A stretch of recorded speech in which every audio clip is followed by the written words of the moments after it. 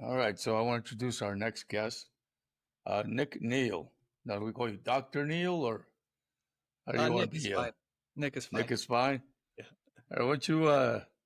Well, I've been following you. Just been following your Instagram posts and the Golf Strong hit bombs. Right, great name, and quite interesting.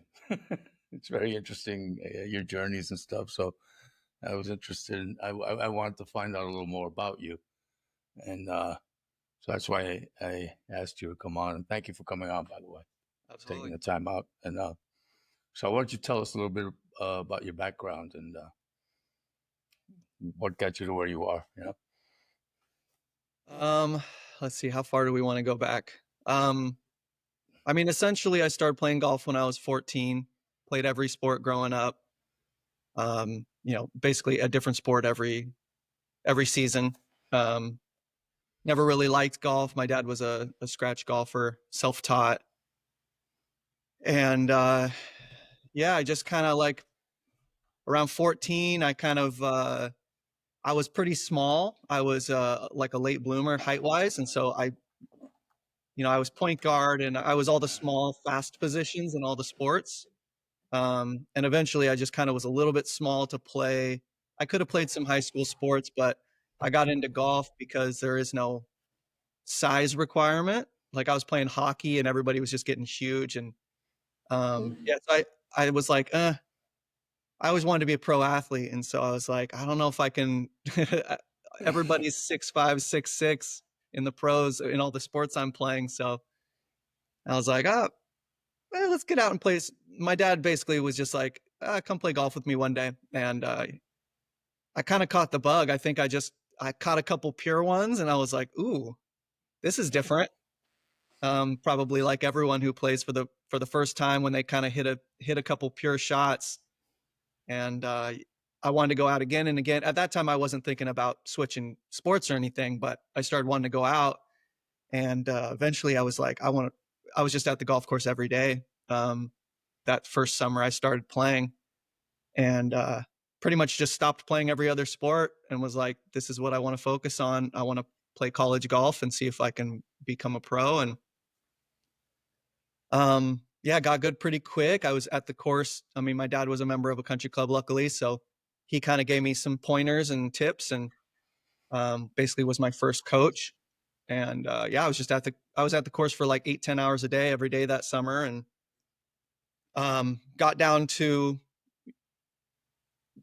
broke 80 for the first time within a year of starting. Made my high school varsity golf team about 6-8 months after starting, and Wow. it was off to the races from there. And yeah, I had a lot of good pointing in the right direction in the beginning. So yeah, I kind of advanced pretty quickly. But yeah, from there I ended up playing high school, playing college. Um, Realized that I wasn't good enough at some point in college to play. I just you see how good they actually are. I played with quite a few players that went on to play professional golf. Most of the players I played with went on to play professional golf, but only a few of them made it, obviously. Um, but yeah, so then I went the PT route. I kind of was turned on to PT in high school. I had a back injury, basically overuse injury, because I started playing so much. The first my sophomore year of high school, right before my sophomore year. So I guess I'd been playing for about a year and a half. My back basically just broke down. I couldn't handle the strain. I wasn't doing any sort of exercises, stretches, nothing to kind of tilt the scales. It was just all golf, and I just started developing some super bad back spasms that I just couldn't, like, it would seize up, and I couldn't barely move, and so I couldn't play golf for about a month or so, or 2 months. And went to a PT, golf special PT. My dad took me to, and basically with the stuff he gave me, it was fixed within a week or two. I was back to playing golf. So to me, it was like magic. I was like, this crazy pain that I had never felt before. Like when your back seizes up, it's like you can't do anything. And that was my first time experiencing something like that. So to have it go away just from doing some exercises and some stretches and things within like a week or two, I was like blown away. And so that like really opened my eyes to the benefit of kind of therapeutic exercise, and always kind of held on to that kind of interest. And since I was an athlete, I was interested in lifting weights and all sorts of sports sciences. So um, I ended up choosing that over chiropractic. I was kind of looking at chiropractic as well because that seemed pretty cool. Crack people's backs all day. But yeah, ended up going into PT and um, kind of took it from there. I just start after college. I didn't touch a club for about 6 7 years. Um, kind of was burnt out after college. Didn't really want to play. Plus, I was finally having to pay for golf for the first time ever. Yeah, we You can know, get in college you get all your golf free. You know, when I was a junior, my parents basically paid for me for the most part, and so yeah, so I was finally starting to have to pay for balls, pay for clubs, pay greens fees. I was like, plus I was burnt out. I was like, I'm not even interested, and I was focused on PT school. So um, yeah, didn't play for quite a few years, and then got back into a buddy of mine got me back into it. I'd say around 2017-ish time, I started playing again. He was learning how to play, and he was like, "Hey, come out with me, teach me how to play," because he knew I used to play. And so yeah, I started playing with him. Kind of was like his guru, basically. Would just like teach him everything I knew while we were playing together and on the range and things. And um, within a couple of years, he kind of got down to a single digit, 2 or 3 years, and so that was fun watching his growth. And that kind of like stoked my fire, like seeing him get better and get him get more excited about it. oh, And then yeah, from there I just kind of like eventually I started playing tournaments again in 2021, I believe. Um, so 2020, I basically was like, I'm going to overhaul my golf game. Like I was about a +1, which is about what I was in college, about a plus. I never got better than about a +2. Um, and I kind of had a ceiling above my head where basically kind of the techniques that I was taught as a junior by my golf coaches and things. I felt like it was kind of a little bit of old school teaching. And limitation. essentially, I was taught to early extend as a way of hitting it straighter, Hmm. and that was kind of built into my whole swing. Um, and I felt like when I got to learn more about the swing, doing the TPI courses and learning about all that sort of thing, I realized like it was an inefficient way to swing, and I was kind of like, oh, maybe that's why I felt like I never really reached my potential in college and things. I kind of hit a certain point. I never really could get better than that. Um, and so I basically was like, okay, I'm going to take everything I learned, you know, from TPI, from other continuing education courses, and just like studying swings on Instagram, like in slow motion. I have an eye, you know, being a PT, like being a movement specialist, I have an eye for picking out movements and breaking things down because that's what I do. And so I just basically did that with pros swings. I would just break them down and say, okay, what are similarities? What are differences? What do the best players do? What do I do that's different? And I just started picking apart one by one, just things that I would find most, if not all, great players did, and I didn't do. And I would basically find ways to change that.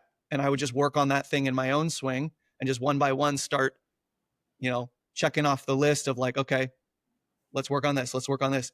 And then when I did the TPI certification and kind of learned about kinetics and kinematics and all that, that kind of put the picture together for me, what I was already kind of seeing and formulating opinions on.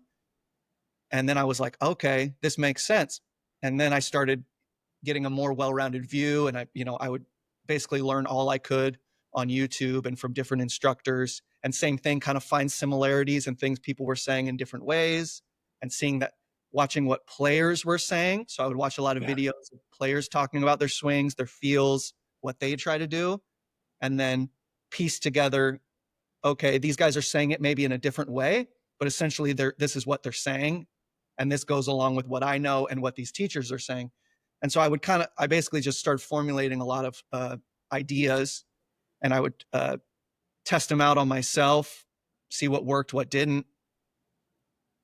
And that was kind of a few-year process. And then I started a Golf Strong Hit Bombs and started working with some clients more, not just in physical therapy, but actually in like golf performance stuff.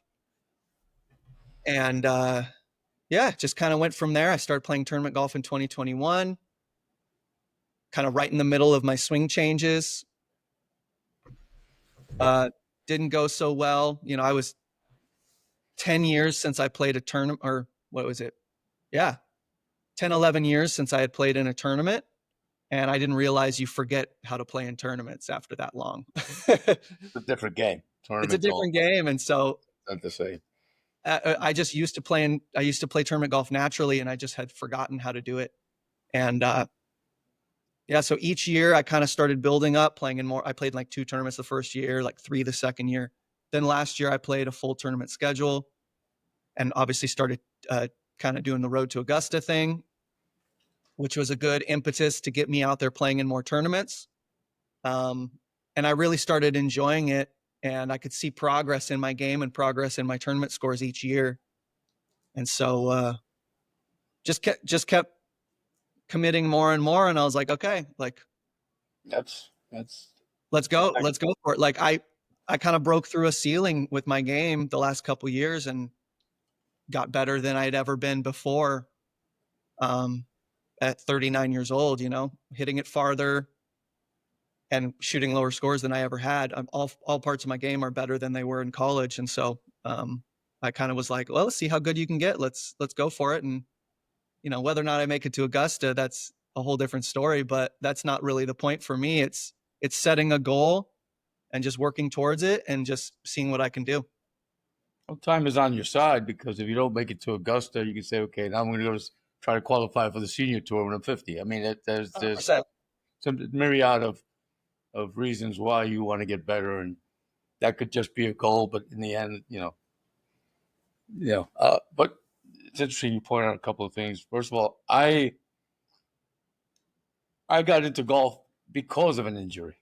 So, I'm working and I'm playing all kinds of sports, weekend warrior sports, but you're playing all out. So I've always been an athlete. So if I'm going to go after a fly ball, I'm going to crash into the wall. If I'm Exactly. That's how sliding, I was. I'm Yep. going head first. 100%. If you got to go to work on Monday, it's really not a good way to be. So Yeah. we were playing football, a flag football league, and I don't know what happened. My back went completely sciatica all down. I was like laid up like this. I was in a chiropractor's office, and it was almost pain. It was not. I don't know. If it was painful. It was just annoying. I couldn't Yeah. move. I can. So then I get laid off from work. The guy introduced me to pitch and putt. Right. So I started playing golf, and so I learned the game from the green back. Mm-hmm. Yeah. So I got pretty good pretty quickly, and so did my back. So did my back problems. Everything just changed, and yeah, and those goals that you have, um, the road to Augusta. I had those same dreams, and I'm sure Yeah. that everybody at about your age thinks the same way. I mean, they're serious about it. Yeah. They're going to go after it, right? Right. I went after it. I got really good, really fast, and then I started playing in a lot of tournaments. And for some reason, see, your approach is a little different in that you're just going about it. I was playing some great golf, and I was striping the ball, and I couldn't miss it. I couldn't miss that sweet spot. Well, one day I decided to look at my swing on video and say, "Wait, Oh, whoa, no. wow, oh man, Yeah. I've never, no, I've never been the same again." Yeah. Uh, Now there's another. You play out of Tory, right? Yeah. Okay, so I was with the Bethpage Black Men's Club. Nice. It's probably similar to what Tory is, in that we'd have a rotation of who would sleep in the parking lot, and that guy would we'd all chip in to pay his green fee, right? So and but I played on the old black, the original black. I'm sure that Tory wasn't the same before the before the USGA got a hold of it, right? I'm not sure. I'm sure they made a lot of changes. I don't know if you go far back that. Yeah, I don't know about the old school, but yeah, the North Course was definitely changed 10 or 15 years ago, but the South, to my knowledge, hasn't really been changed too much, but I'm not sure. Yeah, so the Bethpage Black was only 6,800 yards. Now it's like one of the longest Sure. courses on the planet. Yeah. It didn't need the distance, but I played there, and I'm watching that little foray you have there, that little challenge with what Balboa Park. Oh yeah. Uh-huh. But one of those guys said he learned how to play at Van Cortlandt. Okay. I don't know which one it was. The big guy, the big heavy set guy. He well, if you know, Van Cortlandt Park is the oldest public golf course in the United States, Okay. and it's in the Bronx. And it had the distinction of having two 600-yard par fives in 1890 something or whenever they built it. So I Wow. don't know. I don't know who was getting home in three with No. persimmon, and hickory and gutta percha, but I just I so all that stuff that I'm watching with all I'm watching a lot of YouTube these days. I don't watch television anymore, so I see a lot of these things and they pique my interest, and it's amazing how many commonalities you have with people all over the world. You know what I mean? You're listening to your story now and recalling all my stories. And yeah, that's exactly how it was. Except that when you said you were taught as a junior and you're realizing that they weren't really the most efficient methods. Um, Now it's a distance game, right? And statistically, it's proven that the longer you hit it, better off you are, right? Yeah. And, Bobby Jones didn't crushed it. Hogan hit it hard. Nicholas hit it hard, and so did Everyone. Tiger.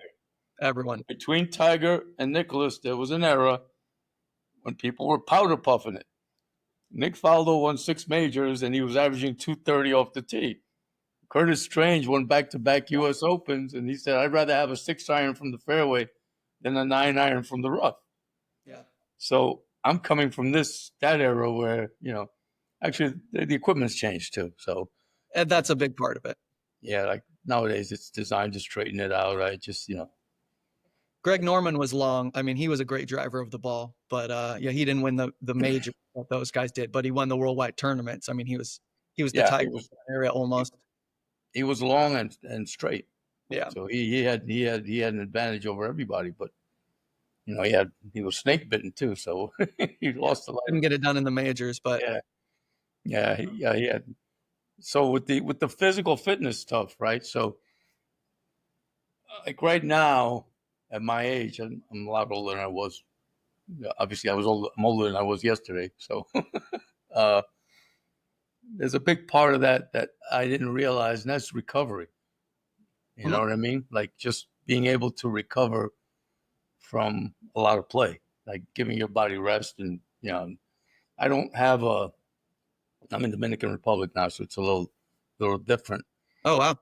But when I actually go and fly to different, like I fly to Colombia to see a Wow. physiotherapist, and just get my body work done because it's not the same. It just Yeah. doesn't work. It doesn't function the same, and I don't have the discipline to follow through on because I'm subscribed to a physical fitness Axios core.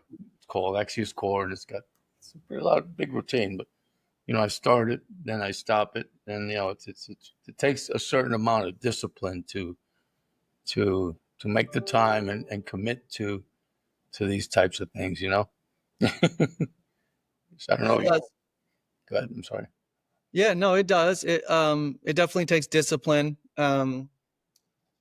I think a big part of it is under is I guess understanding and buying in to the benefits, because I feel like with anything you make time for things you think are important, and if people really understood how important it is, I think that they would have no problem making 30 minutes a day. Sometimes all you need is 15, 20 minutes a day. But, if you can put in, 45 minutes 3 times a week, and then another 15 minutes, 20 minutes at most, 10 minutes some days, every other day, Hmm.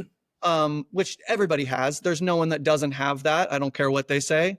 Um, if someone told you, like, I'll give you $1 million if you can carve out this time to do it, everyone would have the time, right? Sure. So everyone has the time. It's just we make time for what we think is important. And I think most people just don't understand. I think a big part of it is because I mean, if you look at the history of physical fitness, this is mobility work, longevity, injury prevention. That's sort of version of the science of physical fitness and rehab is fairly new.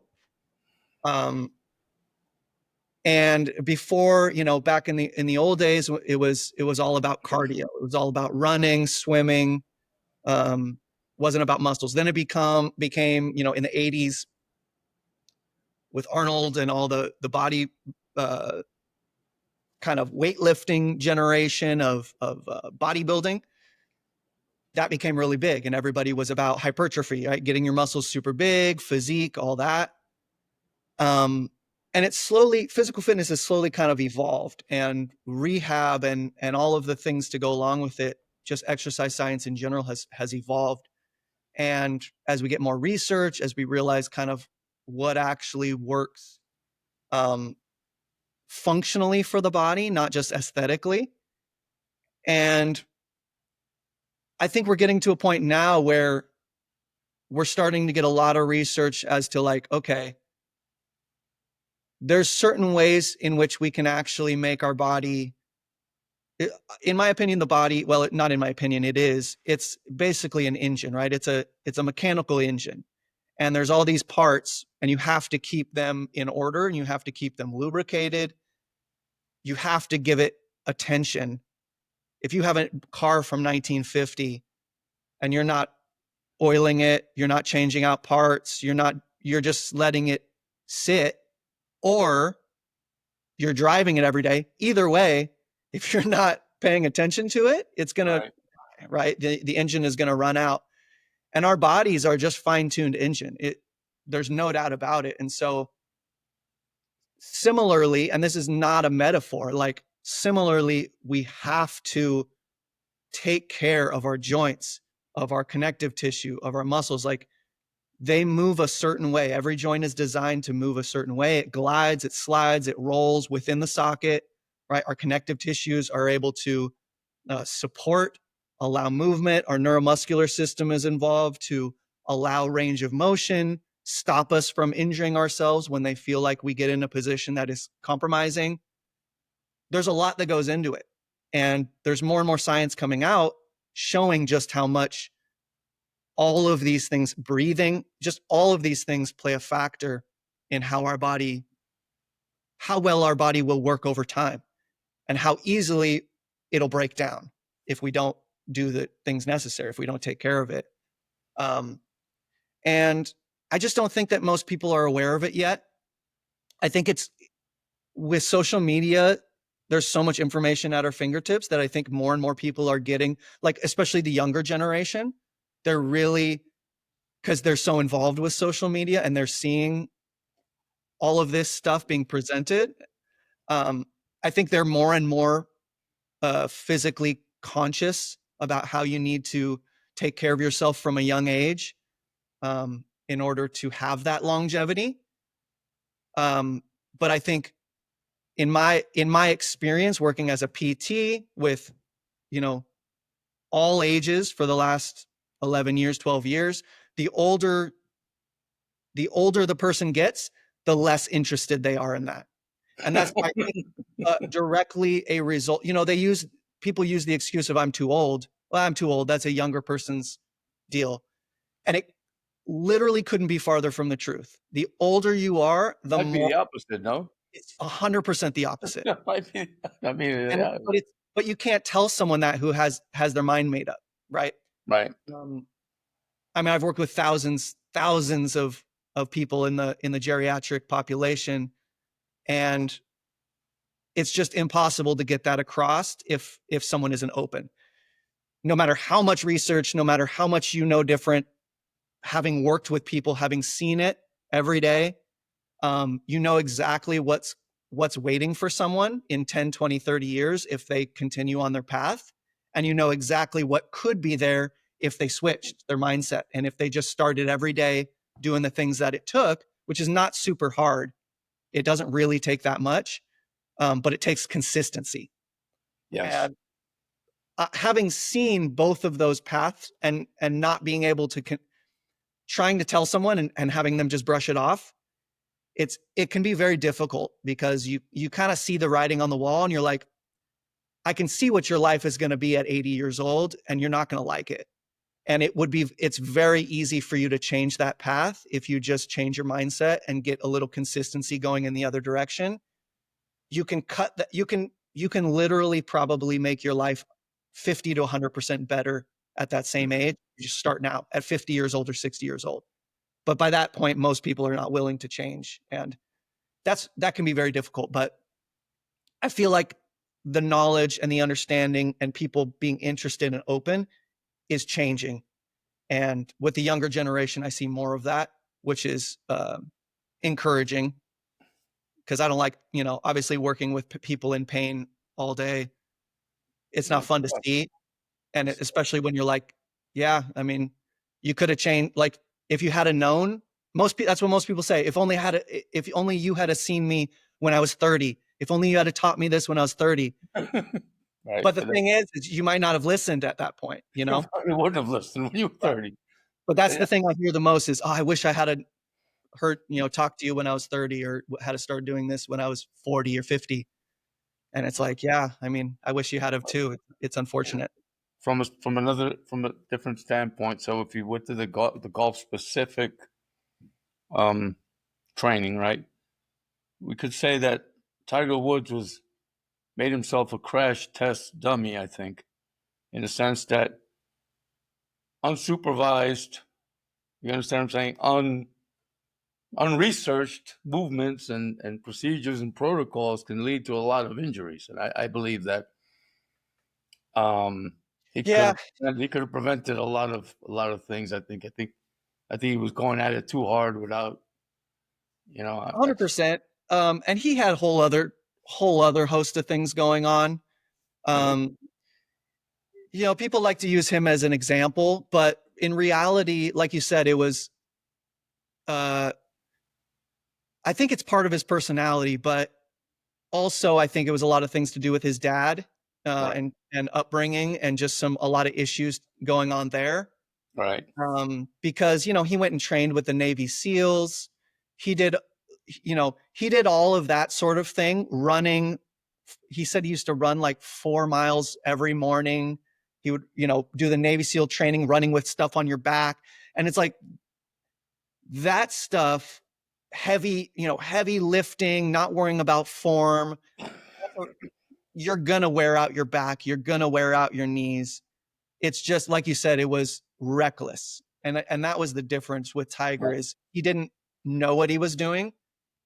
right, Um, and he was going about it all the wrong way. Like he was doing some things probably supervised, but he had this whole other life of doing crazy stuff that I'm sure all the back injuries came from all of that, all of that super hardcore training that he was doing as a way to pay homage to his father or whatever it was. Um, but it wasn't the golf fitness. It wasn't the stuff in the gym that he was doing with a trainer that was hurting him. right. Uh, But I think he didn't have, he pound for pound, he was the strongest guy in the Stanford weight room, including the football players. So, I mean, he was just, I don't know, whatever. You know what I mean? Like I think a lot. I think people learned a lot from that example. I think He that's a changed the game good for point. golfers for sure. Yeah, he He changed changed it, the and game. you know, He brought fitness into the golf realm. That's like, hey, David. I think it was David Duval, right? In 2001 or whatever. Like he used to be a chubby dude, and he was really good. He was like came super back. good, but Tiger was just raising the bar. And so like that one off season, I think it was 2001, after Tiger had the Tiger Slam and he lost a bunch of weight. He started getting super into fitness. He became a totally different dude. And he kind of lost his game because he did it too quick for a Hmm. short time. And then he put on a little bit of weight and found some balance, and then he got it back again, I believe. But um, yeah, I mean, it changed. It put everybody on notice. Like, hey, you can't. Yeah, the John Daly thing. If you're John Daly and you are an absolute freak of nature athlete, and you are just a savant when it comes to golf, sure, Chain do whatever smoking. you want. You're gonna pay for it later. And John Daly is not in good in health. Like you see him walk, it's not pretty. So I But mean, he's paying for it, but but that was the tour. That was that before Tiger got on board. It was just one big party, and yeah, and nobody went to the fitness trailer because no, yeah, they no were one afraid did. that they were No one did. equating muscular, bulk with lack of flexibility, and it was just ignorance. I think ignorance at the time. 100%. Yeah. So yeah. Yeah. So So your program, how does it work? Are you virtual? Are you in person? How yeah, does I'm currently virtual. So I right now I have a website basically with strength, mobility, power, golf specific stuff, like stuff that I have basically used and I've used with other people that I believe uh, will help build movement patterns, neuromuscular patterns that are very similar, if not identical, to the golf swing. Um, and so there's a lot of that stuff on it, but it's very heavy in mobility and injury prevention as well, because that's my background. And I think that for most people is the most important thing. You need to have a base and then you can kind of build on that. So I'm not a big proponent of just like going and lifting heavy and getting stronger and calling that golf fitness. Like there needs to be a base, and that needs to be taking care of your joints, taking care of your connective tissues, uh, and just building that structure that of strength and mobility and flexibility. Mobility is like essentially it's flexibility and strength combined. So people tend to think mobility is just flexibility. It's not. It's being strong in full ranges of motion, and that? that's a certain type of training Hmm. that's very specific. And so it's very heavy on that. And yeah, I mean, I'm building an app right now. Hopefully, it'll be done in the next month. I'm shooting for the next month to launch this app, and it's going to be. I think it's going to be super cool. Put a lot of hard work into it, and it's going to be very specific as far as workouts day by day, all the way through sets, reps. There's going to be ways to track your progress. It's going to be gamified where people can kind of compete with others in the app. There's going to be a like social media section almost, where it's essentially I can communicate through the app with people, and they can post things, post their gains, post things, you know, articles, whatever they want to post, and have interaction within the community, so people can kind of help each other. If people are like, "Hey, how do I do this exercise? Hey, I'm doing this. Anybody have any tips?" I can chime in. Other people can chime in. So very much a community feel. Uh, so it's gonna be really cool. It's gonna have a nutrition section where people can kind of track their macros and kind of like MyFitnessPal, if people know about what that app is. Um, barcode scanning for their food to get macros and all that. So it's going to be pretty comprehensive, and I think people are going to really like it. So yeah, I'm hoping to launch that in the next month, and I'm excited about that. And I still do one-on-ones, virtual, so kind of whatever people need. So yeah, that's the direction that's going, and I'm pretty excited about it. It's always good to do what you like Yeah, because it stops being work. So, it's related exactly. to what you enjoy, and and there are people like yourself who enjoy helping others and getting, I mean, if you can get a patient to become stronger, faster, longer, it kind of, I mean, there's not much better feeling like than helping someone, who is in pain, who is struggling, who is w- unhappy for any number of reasons with how things are going physically, and then being able to like seeing that light switch flip on and get it, helping them get it and changing that thing, and then seeing it pay off where they're like, this is awesome. Like, I've never played better golf. I've never had, I haven't had no back pain. I've been in pain for 15 years, 20 years, whatever it is. And it's like those sorts of things when people are just like, yes, and they're super stoked about it. That makes me it really pumps you happy. up. Sure. Yeah. It makes me love what I do. And that's why I love being a PT, is just like, it's very rewarding when you can help someone and see them kind of change, like I said, change their course. Cause you can see into the future, working with all ages. Like, I can see into the future to some extent on the trajectory people are going, and to see them change that and like flip the script is very rewarding. Yeah, and I think there's you forget about like you release endorphins, and 100%. a guy could walk in there in a depressive state, and all of a sudden get in some good shape. He's feeling good about himself, feeling good about his world, and who knows what you altered coming down the road. You know what I mean? You Yeah, never know. absolutely. Just the way life is. Absolutely. Yeah, there is no better cure for depression than exercise. Yeah. It releases all of the good hormones that we have that make us happy. Yes. Yes. All right, Nick. Well, it's been great talking to you. I'm glad you came on, and thank you for giving us your time, man. It's great to learn about you, and um, we're gonna post this up and put all the links to your socials, right? And keep track of you on YouTube. Comment from time to time, right? Yeah, It's absolutely. I'm good to help. excited about my YouTube. Yeah, that's kind of Yeah. the goal this year, is building the YouTube. So we got a lot of full length Road to Augusta videos come. I mean, I'm gonna chart my entire year and all my tournaments this year on But the you got road. a camera. You got a camera. Your girlfriend's a camera person. Is that yeah? Yeah, she loves to caddy for me and be on the Good. golf course. She doesn't play golf, but she loves to be on the course and caddy for me. So Great. now she's filming as well, and she enjoys that. So yeah, it's been fun.